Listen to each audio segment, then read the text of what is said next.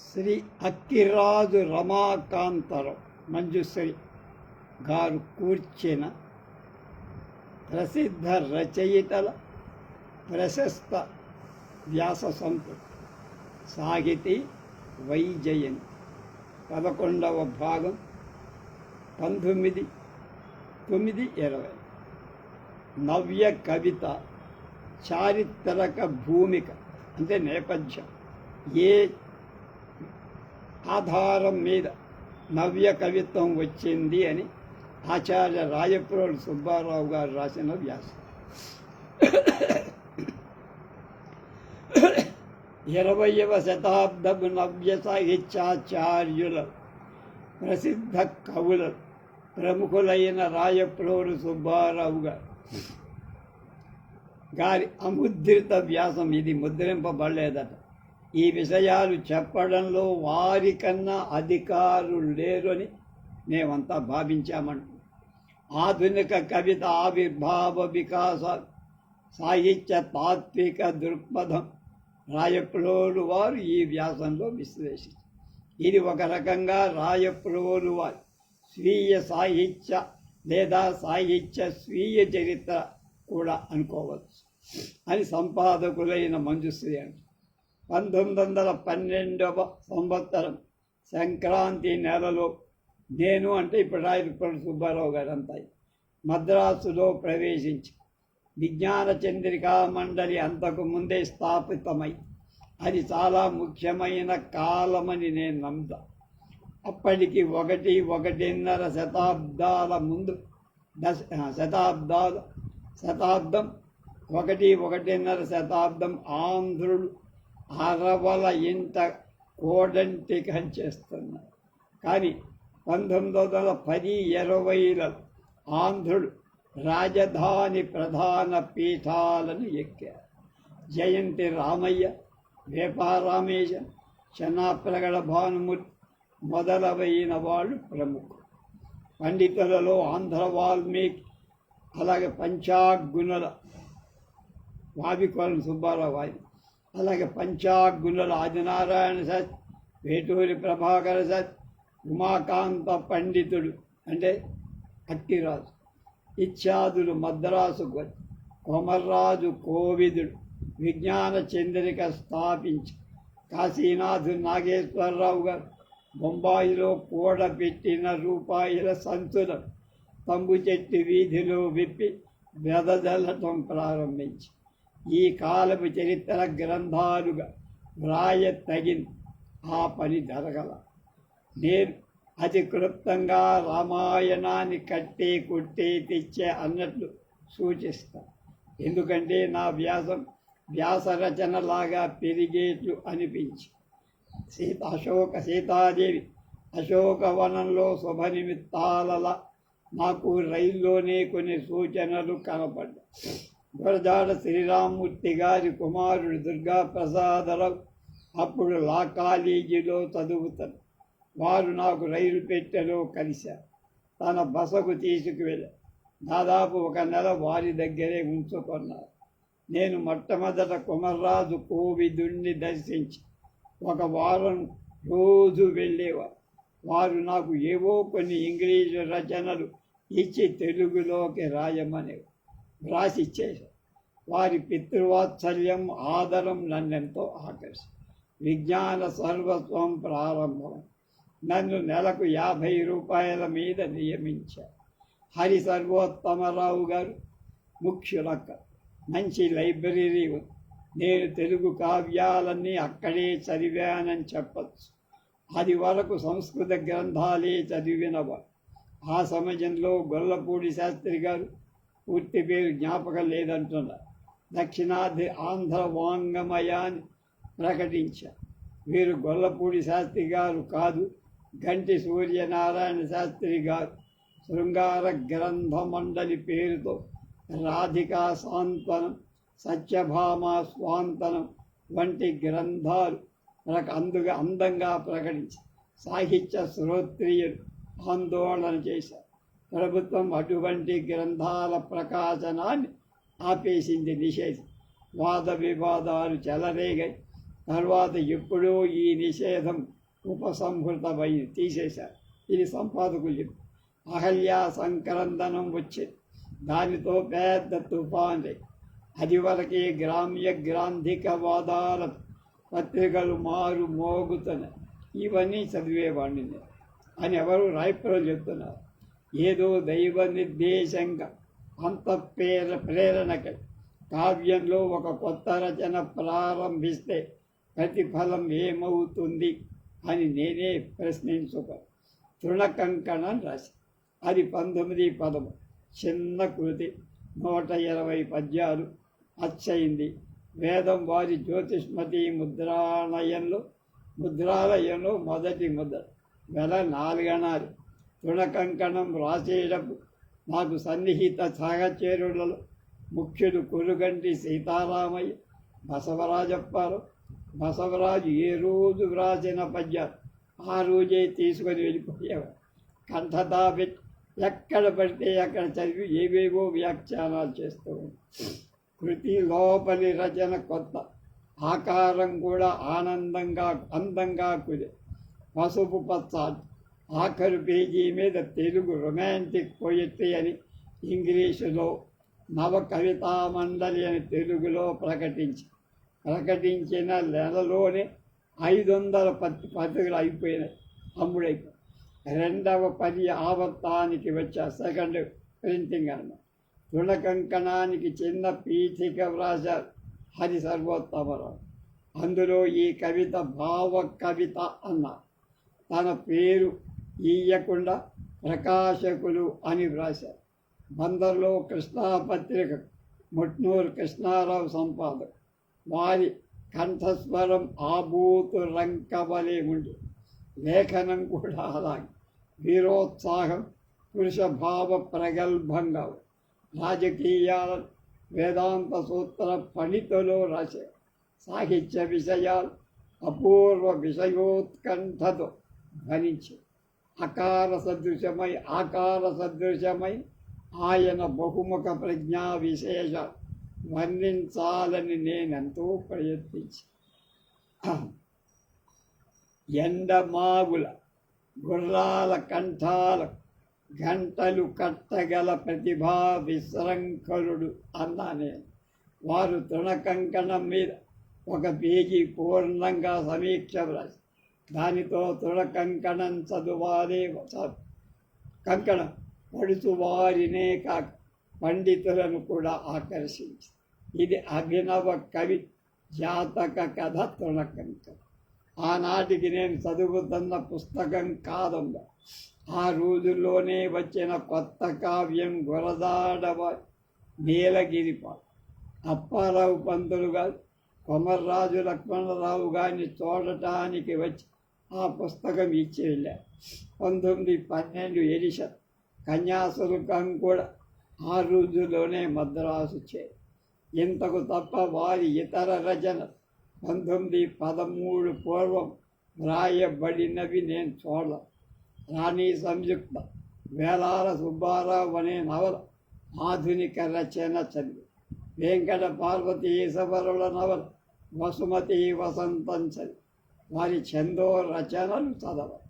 శతావధాని తిరుపతి శాస్త్రిగా తెరిగించిన ముచ్చకటిక చదివి నన్ను ప్రారంభంలో బాగా ఆకర్షించిన నాటకం మరి. అలా నన్ను ముగ్ధుణ్ణి చేసిన మరొక నాటకం చిలకమర్తవారి వాసవదత్త అనువాదం.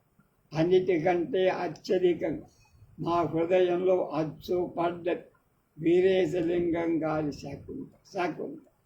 సంస్కృతంలో నేను బాగా చదివిన పుస్తకం. కాళిదాసు భాష కంటే భావాలు నన్ను మోహపెట్టి, కన్నుడి నోట పలికించిన పర్ణశాల వాకిత బలికిగా శకుంతల పెట్టిన ముగ్గులు, యవతి జలంబు నీకిల ఎన్నడు త్రాగడు తాను ముందుగా. ఈ పద్యాల్లో తపోవనంలో ఋషుల శిక్షణలో పెరిగిన కులీన కంజల హృదయాలు, భావాలు నన్ను సాహిత్యారక్తుణ్ణి భారవి అంతా రాజనీతి గొడవ నచ్చాలి. మాఘంలో బలరాముడు తాగి తాంబూల ధారలు కారుతుండగా రేవతీదేవి ఎదవ్రాలుతున్న పద్యాలు ఒకటో రెండో బాగు.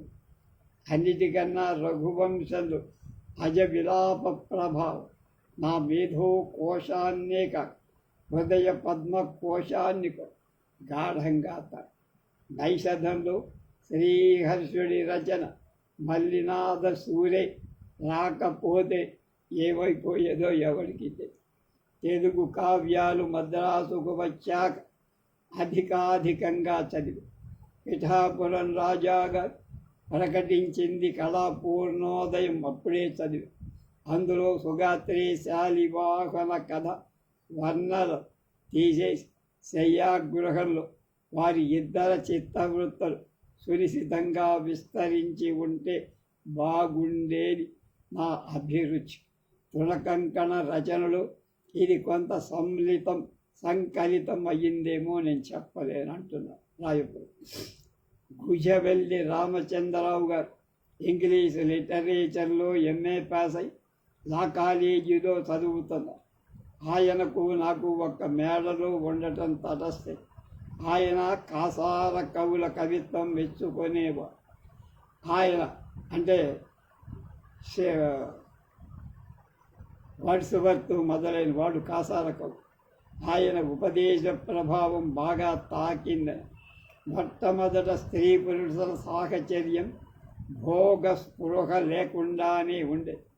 పశుపక్షాదులను చూసి పరస్పర సంయోగాన్ని అనుకరించి చూడు బ్రహ్మముడి మిశ్రమంజరి స్త్రీ పురుషులు అందులో తరుణులు స్వచ్ఛందంగా నవ్వుతూ ప్రేరులు ఆహ్లాదవస్థలో ఉంటే వాళ్ళకి అపవాదం చుట్టుపడి ఈ అధమ భావనాన్ని మహాకవి భవభూతి యథా వాచాం తథా స్త్రీణాం సాధుత్వే దుర్జనో జన. ఇది విపరీతం కాదు కదా. కుటుంబంలో అన్నాదమ్ములు అక్కా చెల్లెలు మొదలైన ప్రియజనులంతా కాలుష్య కూపంలో పడిపోవాలా?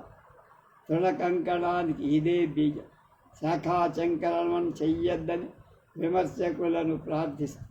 ఇది ఎలా ఉండగా కావ్యాలలో ఉజ్జీవితులైన స్త్రీ పురుష నాయికా నాయకులు తప్ప ఇతరులకు ప్రవేశం లేకుండా పోయి నిగమ శర్మ అక్కగారిని కావ్యంలోకి తెచ్చిన తెనాలి రామకృష్ణ కవి వంశుడు. ఈ దుర్వాసన నాగరక సంపన్న గృహాలను దట్టంగా అలముకొని తొట్టిపెట్టి మలినాంబరం విడిచి మరొక శుక్లాంబరం కడితే కావ్య అందచందాలు అగుపడతాయా? సహృదయులు అర్థించే లాదైక రామణీయక అంతరించిపోతాయా? అసలు ఆజ్యమైన శృంగారమే జీర్ణ అరణ్యం అవుతుందా? ఇదే ప్రశ్న నా హృదయంలో మొలచిన మల్లె మొల. ఆనాటి భావాలతోనే ఉన్మత్త పువ్వుల వలె ఉప్పాడ చీరల పుచ్చెళ్ళ పాదాల గుస్తరింప అని వ్రాసి. రెండవది కావ్యాలలో దేవకాంతల సంపద. ఈ దేవకాంతల ఆధిక్యత నాకేం బోధపడు. ఏనాడు ఏదో అమృతంతా 30 ఏళ్ల ముదురు యువతులుగా నిలిచిపోయే అర్థవాళ్ళు. పెళ్ళి లేదు, పేరంటం లేదు, బిడ్డ పాప లేదు. వాల్మీకి మహర్షి స్త్రీల చారిత్ర్యాన్ని అలా అల్లేదే, నిరూపించలేదే. భవభూతి సీతాదేవి చేత ఏమంటాడు? అపత్య సంస్మరేణ ఉచ్ఛ్వసిత ప్రస్తుత స్థనీ క్షణమాత్ర సంసారిణి సంవృతాస్మి అని. 9 మాసాలు మోచి ప్రసవించి పసిపాపకు పాలీయడం గొప్ప యోగాభ్యాస సిద్ధి. స్తన్య ప్రధాన కాలంలో స్త్రీ బ్రహ్మానందాన్ని అనుభవిస్తుంది. ఇది పురుష జీవితంలో సాధ్యం కాని పరమ ప్రాప్తి. తరువాత కావ్య భాష శుచి రుచులు అతిక్రమించిన భాషే గ్రామ్యమని నా విశ్వాసం. కుంభస్థని రంభోరు ఇత్యాదులే బలిస్త కావ్య రూపాలలో. ఎందుకంటే అవి భావానికి అనౌచిత్య వైరస్యాన్ని ఆపాలి. దానిమ్మ పువ్వు వంటి తరుణి వాతర అంటే అప్రయుక్తమన్న. ధూళి ముని బంగారు తొనక అంటే సమాస పునరుక్తి అన్న. మల్లె దండ అంటే మల్లె పూదండ అన్నారన్న. ఇవన్నీ శాస్త్ర మూఢుల వాద. కావ్యంలో అభిధా లక్షణ గమ్యయో అర్ధయో ఉపరి కశ్చిదర్ధ సముదరభ్య కాతే కావ్యే అని వ్యాఖ్యాల అసమ. శ్రీ శివశంకర శాస్త్రి గారు సాహిత్య ప్రవేశం చేశారు. తల్లావచ్చు అభినవ కవితకు అండదండగ అత్యుత్సాహ చోదకులై విశాఖ రచయితల తోడు నీడై ఈ 60 ఏళ్ళు సహకరించ అభినవ కవిత వ్యాప్తిలోకి వచ్చి యువజనం పట్టు కొమ్మైపోయారు. విజయగణ రచయితలు పండితులు ప్రాపయ్యారు. అందువల్ల వర్ధమాన దశలో వికాసవంతమై పండితులు గ్రామ్య బాంధిక భాదంలో కత్తులు దూసి విసురుతున్న అభినవ కవితల పట్ల ఉపేక్షాభావము అధవ మౌనమై మాత్రమే వగి రాజమహేంద్రవరంలో 2వ ఆంధ్ర కవి పండిత సమావేశం జరిగి నన్ను అధ్యక్షులుగా పిలిచారు. ఆ సమావేశంలోనే అభినవ కవిత నవ్య కవిత అనే విలక్షణ నామధేయం పొంది అభ్యుదయ అభినవ కవిత నవ్య కవిత అనే పేరు సవ్య సాహిత్య పరిషత్తు స్థాపన జరిగింది. ఆ సభ విశిష్టంగా ప్రకాశించి మహామహోపాధ్యాయ గిడుగు రామమూర్తి పంతులు గారు, శలకమర్తి లక్ష్మీ నరసింహ మహాకవి సభను అలంకరించి తమ ఆదర ఆశీర్వచనాలు ప్రసాదించారు. భవిడిపాటి కామేశ్వరరావు ఆయన మిత్రుడు ప్రతిభావంతులు సభలో పాల్గొన్నారు. పద్యాలు రాగంతో చదివే ఆంధ్రుల అభ్యాసం గురించి మంచి చర్చ కూడా జరిగింది. కాశీనాథ్ నాగేశ్వరరావు గారు స్వయంగా అభినవ కవితా వ్యాప్తికి ప్రకాష్టికి ప్రధాన పోషకులయ్యారని నా విశ్వాసం. వారు తమ ఆంధ్ర పత్రికను తర్వాత భారతిని పూర్తిగా అభినవ కవితా వ్యాప్తికి స్వచ్ఛంద ద్వారంగా తెరచిపెట్టి దీనికి శివశంకర శాస్త్రిగా ప్రముఖ పాదు అయ్యారు. వారిని సత్య సభాపతి అని గౌరవంగా పిలిచేవారు. స్వయంగా పండితుడు, రచయిత, కవి, వ్యవహార దక్షుడు అయి నడిపాడు 2 దశాబ్దాలు 20 ఏళ్ళు. గడచిన 50 ఏళ్ల పత్రికలలో వ్యాసాలలో 2 విషయాలు చర్చలలో పడి అయోమయాలయ్యాయి. వాటి వాస్తవం జ్ఞాపకం ఉన్నంత వరకు విరమిస్తే ఆధునిక కవితా నామధేయం నేను 1913లో పెట్టిన పేరు అభినవ కవి. ఆంగ్లంలో రొమాంటిక్ పొయట్రీ అనేది మనసులో ఉంచుకొని నేను ఆ పేరు పెట్టి ఆ పేరు దాని స్వరూప విశేషాలు అన్ని రకాల సమన్వయం అవుతుందా కాదా అనేది నేనేం పరిశీలించాలి, ఎవరితోనూ ఆలోచించాలి. రొమాంటిక్ అనే పదం మొదటి నుంచి సామాన్యంగా అపూర్వం, ఆశ్చర్యం, చోద్యం అనే భావంలో వాడుతూ వచ్చి అపూర్వం అనే విషయం వాస్తవం కాదా, అది ఆంగ్లంలో ఉన్న లిరిక్ పొయట్రీకి వర్తిస్తుందని తప్పో ఉప్పు అతి మదన పడదు. తృణకంకణంలో కథ కేవలం పాత్రల సంబంధం. అది వరకు కావ్యాలు అలాంటి కవిత్వం లేదు. కావ్యాలలో సర్వసాధారణ నాయకులు ఉంటారు, కానీ వాళ్ళ సంబంధం మిథునాను తెలుసుగా చెప్పక సంభోగంగా మారి ఈ సంబంధాన్ని వదిలేసి అభినవ కవితలో వాళ్ళు త్రికరణయ మిత్రుడు, సహచరు, అభేదమైన సౌహృదంతో పెరిగి వాళ్ళు పెళ్లి చేసుకుందామనే భావన లేదు వాళ్ళకెక్కడ ఉందని నేను చెప్పాల, సూచించను కూడా. ఆడపిల్ల పెళ్ళయింది, పతి పద్లకు అందరనుజ్ఞనీయలే అని వీరేశలింగం గారి అనువాదాన్ని ఉద్ధరిస్తున్నారని ఇక చెప్తున్నాను. అక్కడ ఆమె సంసార సుఖాన్ని అనుభవిస్తోంది. ఇక్కడ ఆమె మిత్రుడు ఆ వియోగంలో కామ పులకితుడై ఆశాభంగ కఠోర శస్త్రికలు కోయన్ గాయముల్గాన్ బధా శోకములో పడి తుదకున్ ప్రాణ ప్రబంధాశ్వాసాలు ముగించ నిశ్చయించ. ఈ వార్త అతని మిత్రురాలికి తెలిసి, నాకు ఆ బాల్యమిత్రుడు ఇలా జీవితాన్ని నిష్ఫలం చేయటం మానవ ధర్మం కాదని భావి అతని నిర్ణయం మార్చి అతడు వివాహమాడి తన వంటి మరొక యువతి సంసార సుఖం చివ్వకుండా తాను అనుభవించకపోవడం ఆమెకి నచ్చింది. ఇది నేను భావించిన ఆంతర్యం. ఈ భావాన్ని నాకు సరస్వతి ప్రసాదించిన తెలుగులో ప్రతిపాదించిన వాక్యం కాకుండా అభివర్ణించి ఈ భావాన్ని భవభూతి రచన ఆధారం. ఆ మహాకవి అనురాగ భావాన్ని మీమాంసించి ప్రేమలో పరవశింపచేసి భద్రం ప్రేమ సుమానుషస్య కథమప్యేకంశిత ప్రాధ్యతే. ఇంకా ప్రేమ స్నేహ సారంలో సుస్థిరమవుతుందని 50 ఏళ్ల కిందటి శివశంకర శాస్త్రి గారు సూక్ష్మంగా సూచించి తమ పీఠికల రజతోత్సవ ముద్రణ పీఠిక తృణ కంకణం తర్వాత నేను శాంతి నికేతన్లో ఉన్న అబోధమైన ఈ భావం అగాధంగా ఉపనిషత్తుల్లో యోగశాస్త్రంలో ఉపయుక్తమని విధుశేఖర భట్టాచారి గారి ముఖతః తెలుసు. అది తృణకంకణంలో భావ విషయం, మిగిలినంతా రచయితల ఊహాలు. భావ కవిత అనే పేరు హరి సర్వోత్తమరావు గారు పెట్టింది, నేను పెట్టలా.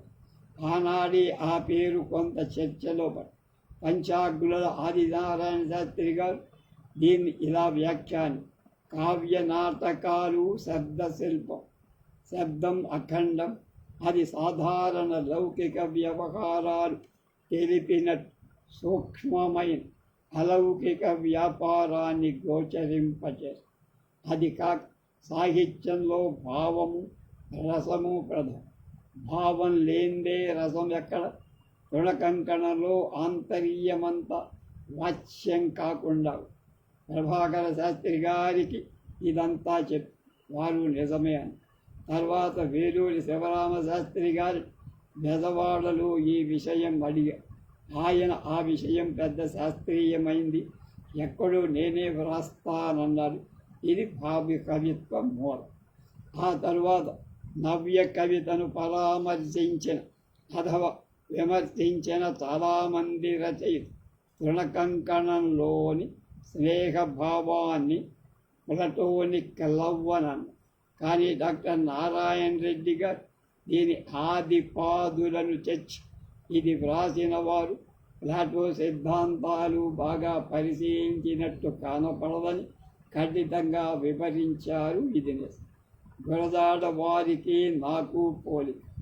పలువురు ఈ విషయం ప్రస్తావించి గురజాడ వారు మహాకవి, నాకు పూర్వులు పెద్ద ఆంగ్ల సాహిత్యాన్ని తరచినవారు. వారి రచనలు నేను తృణకంకణం రచించక పూర్వం చదవరు. కవిత్వంలో న్యూన అధిక్యతల గురించి నేను వ్రాయటానికి సాహసించి ఇది సహృదయ కార్యం. ఆస్వాదించేవాడు, ఆనందించేవాడు సహృదయులైన పాఠం. అయితే ఇక్కడ ఒక ప్రశ్న ఆలోచన. తృణకంకణానికి ముందు ఇద్దరు యువకులైన స్త్రీ పురుషులు సాహచర్య స్నేహాన్ని, వారి మనోభావాలని ప్రధానంగా వాచ్యం కాకుండా అభివర్ణించిన కవిత కానీ కృతి కానీ ఏదైనా ఉందా అంటే ఏదీ లేదు అని చెప్పి 1972లో ఒక అమెరికన్ యువత నన్ను కలుసుకొని 2 రోజులు సంభాషణ జరిపి నోట్స్ రాసుకో. చివరకు I want you to right in English what you have introduced in lyrical poetry in Telugu అని అడిగి రాసి ఇవ్వండి. నేను స్వహస్తంతో రాసి ఇచ్చిన పంక్తులు ఇవి: as earnest attempt An earnest attempt was made to divert the lovely lyric from the sex overtones and direct it to the sublime echoes of kindness, fellowship, and true joy of the divine grace in the human heart. రుణకంకణం వైరాగ్యాన్నేమి స్పృశించదు. జీవితంలో సహజమైన కామితం సుఖం. ఆ సుఖం రాగానుశయం అన్నది యోగశాస్త్రం. మైత్రీ కరుణాముదితం ఉపేక్ష ఈ నాలుగు సుఖ సాధనాలు. గృహాంగణంలో దాంపత్య విషయమైన సుఖం సమాజ ఆవరణలు మైత్రీముఖంగా సాధించమని ఉపదేశం.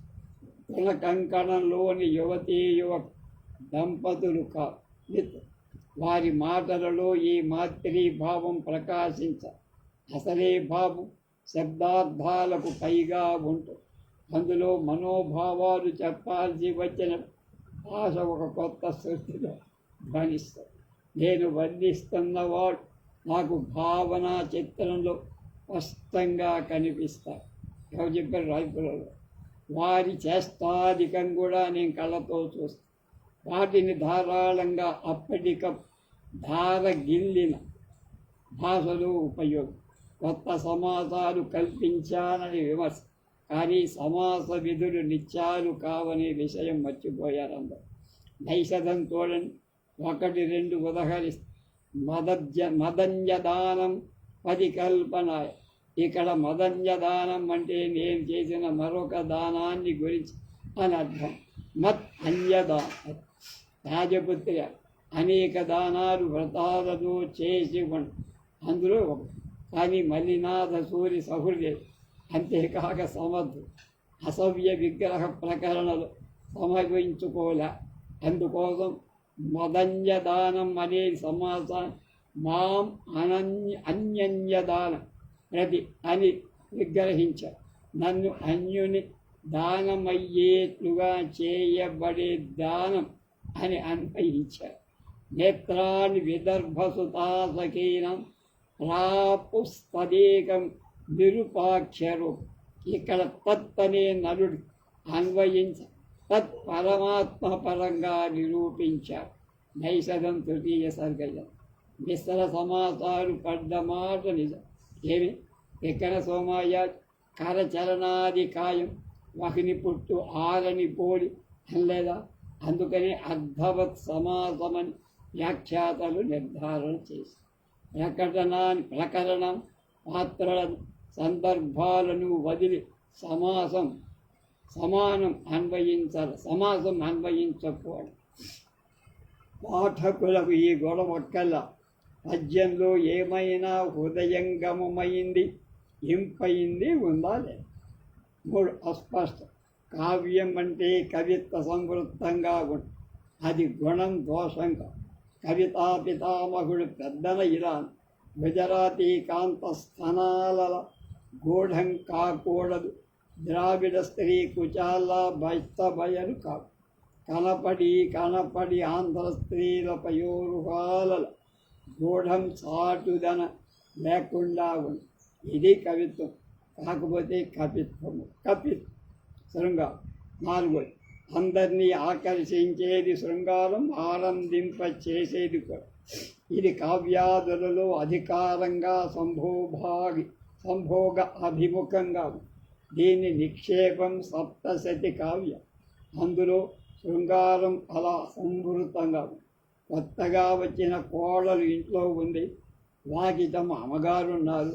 ప్రియుడు సమయం చూసి ఇంట్లోకి దూరాడు. ఇద్దరు క్రీడాకలాపంలో కామపరవశులై ఉన్నారు.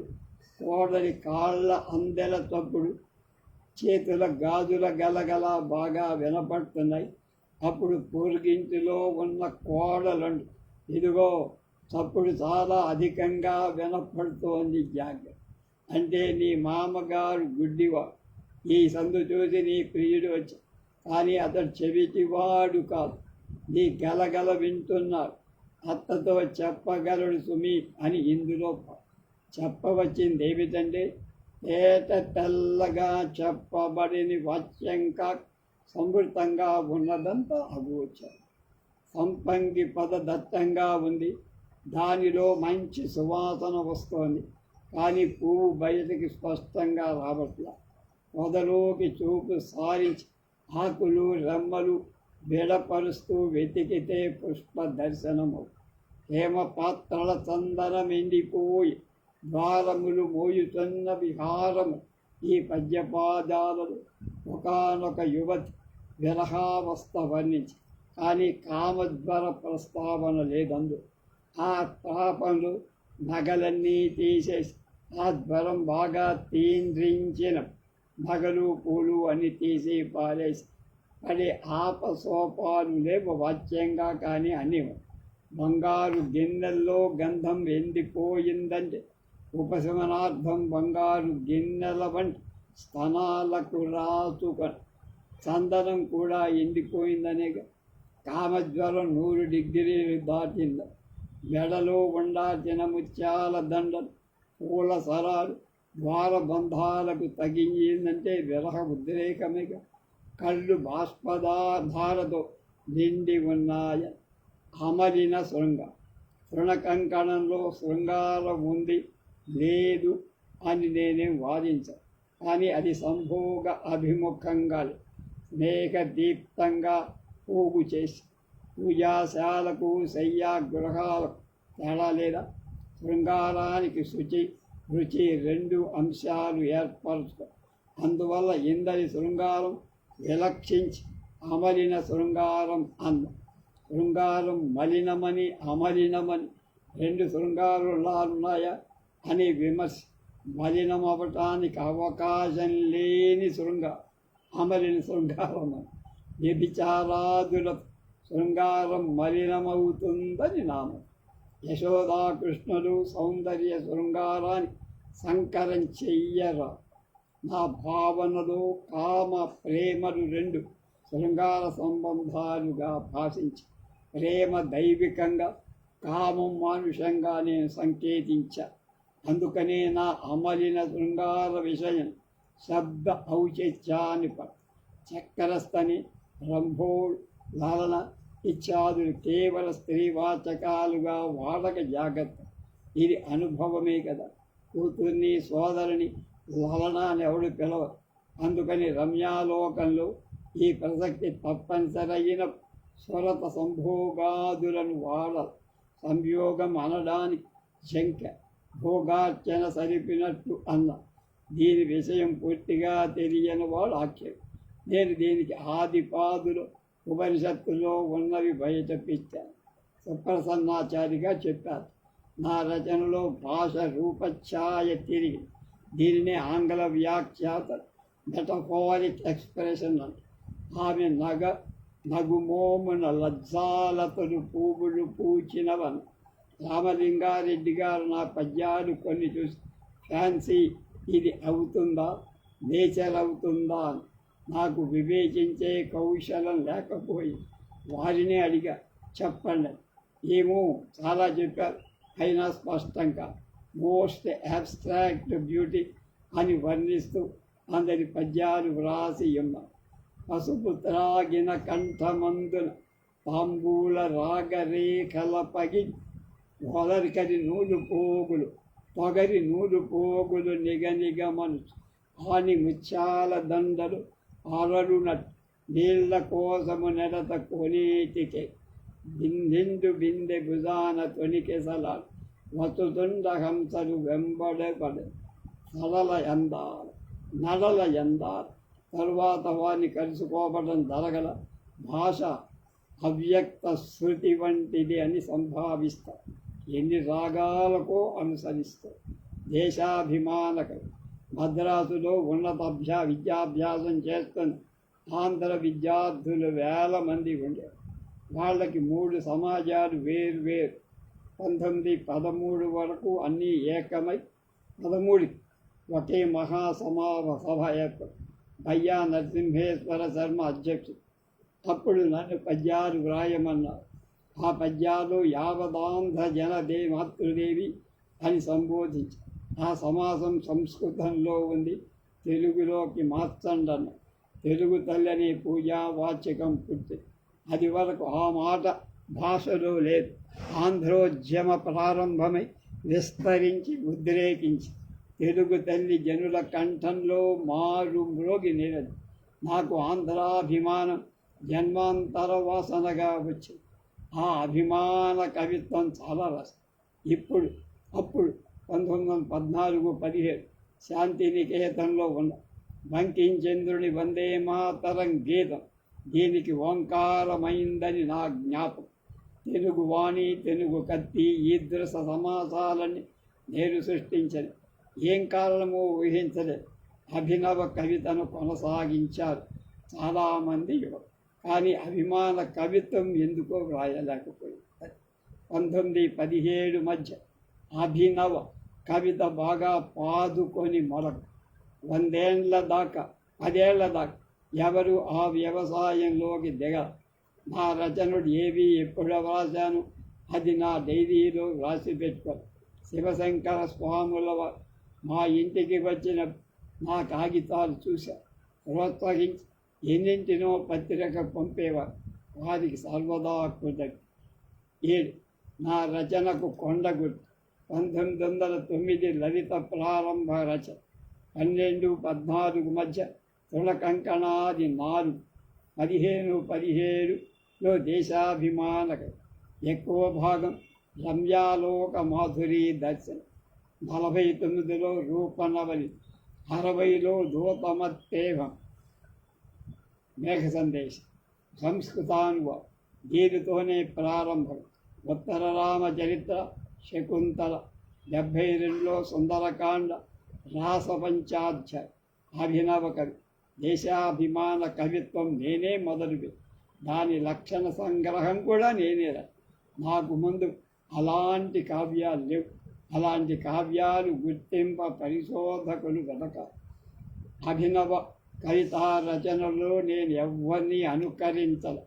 మేఘదూత, మృచ్ఛకటిక, స్వప్నవాసవదత్ ఈ 3 నన్ను బాగా సాకల్యంగా ఆకర్షించి మధ్య రచనలు నాటి అల్లసాన పెద్దను, నేటి శతావధాని తిరుపతి శాస్త్రి గారిని అనుకరించకపోల.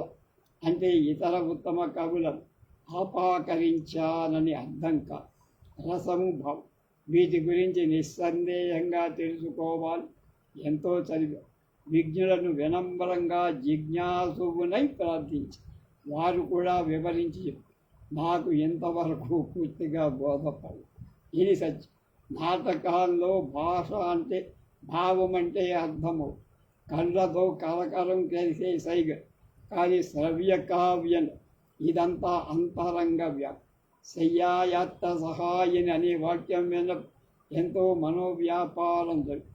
తుదకు ఏదో రమణీయమైన రుచి స్ఫురిత అవస్థ కలుగు.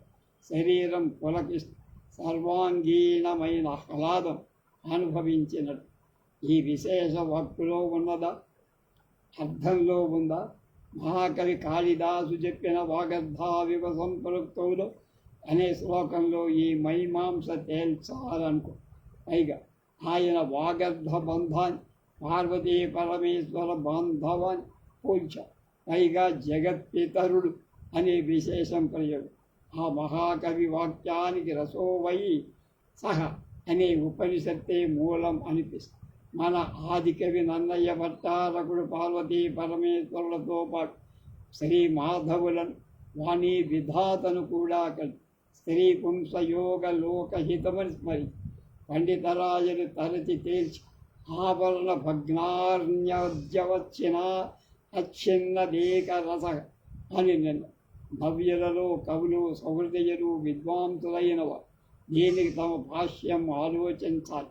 ఇది నా ఆశ, నా ప్రార్థన. ఇంతవరకు ఆశ ఫలించల. నా ప్రార్థన వేత్తలు వినను లేదు.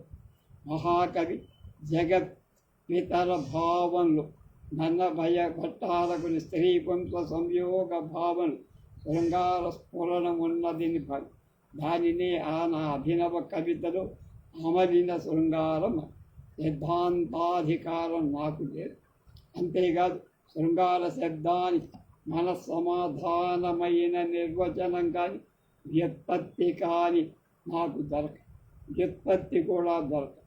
అమరుడు, శృంగార శబ్దాలకు శుచి, ఉజ్వలం అనే 2 పర్యాయ పదాలు చేర్చారు. నేను నా సాహిత్య సాధలో వాణి విధాతలో శుచిని పార్వతీ పరమేశ్వరుడిలో ఉజ్వలం తీసుకొని రసాది రూప కచ్చిదద్భ సముపలభ్యతే కావ్య అన్న వ్యాఖ్యా పలుకు నాకు రామాయణం, కాళిదాసు కవితలు అనుభవంలోకొచ్చి ఎక్కడ ఏ ప్రకరణలో అంటే నేను చెప్పలేను. రామాయణంలోనే గోమతల్లికగా నిరూపించుకొని 76 సంవత్సరాలు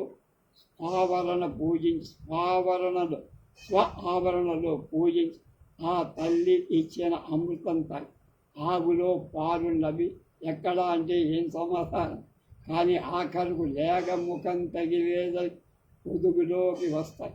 కాగా ఆ పొదుగును భావంగా పాలను రసంగా నేను భావించి కావ్యంలో రసభావాలను గురించి అనుభవ మార్గాన్ని అవలంబించి శయ్యామాత్ర సహాయిని అనే కవివాక్యం స్థూల దృష్టితో చూస్తే దిక్కు ముక్కు లేక మంచం పట్టి ఒక పేదరాలు మనసుకు తగల.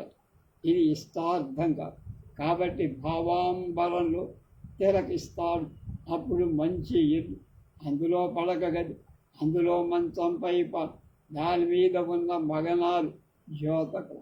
ప్రియుడు దూరదేశంలో ఉన్నాడు. దీర్ఘకాలం వియోగావస్థలో ఉండి పరితప్తయై ఒంటిగా తన ప్రేమ మసుఖైక జీవితం గడిపిన శయనం మీద ఉన్నదనే భావం పోలిస్తుంది. తన సొగసు చూసి ఏచు జవ్వని యొక్కత్తు అని పలికి దీని అర్థం అనుసరిస్తే ఆమె రూపవతి, అందంగా ఉంది, యవ్వనంలో ఉంది, వెడకటి ఇంట్లోకి పోయింది. గోడ మీద అద్దంలో తన సుందర రూపం ఆమె కనబడింది. అడవి కాచిన వెన్నెల అయింది కదా, హా దుర్విధి అని పిలపిస్తోంది. ఇది కవిత భావ వైఖరి. రేపు సాహిత్య తత్వం శ్రీ సద్దేశాయి తిరుమలరావు గారు రాసింది రేపు చూసి